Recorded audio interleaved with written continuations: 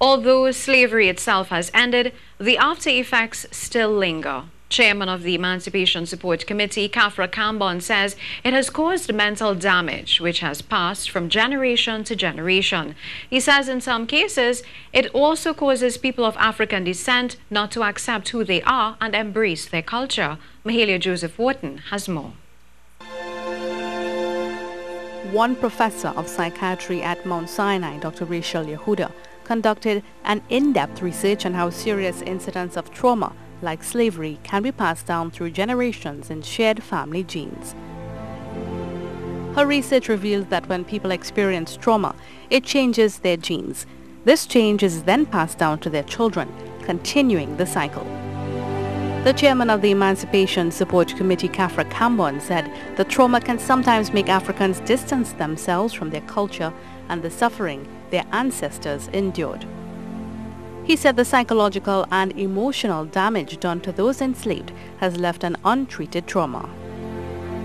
When we see certain patterns of behavior, we treat them as racial characteristics as opposed to the effects of untreated trauma, because we don't recognize our trauma.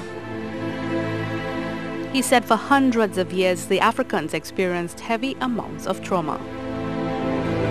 The trauma is no longer as intense because the physical brutality has been taken out of the equation, at least as it existed then. I mean, it's not all gone, but all kinds of psychological things are part of the machinery of a continued mental enslavement. Mr. Kambon said the trauma has also affected the way some in the diaspora look at themselves.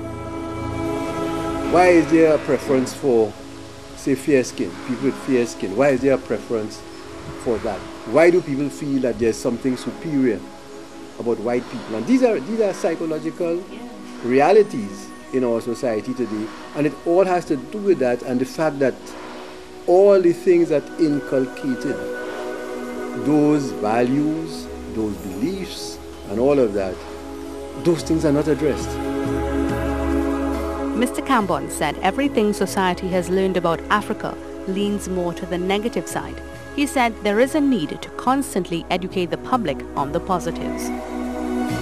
Mahalia Joseph-Wharton, TTT News.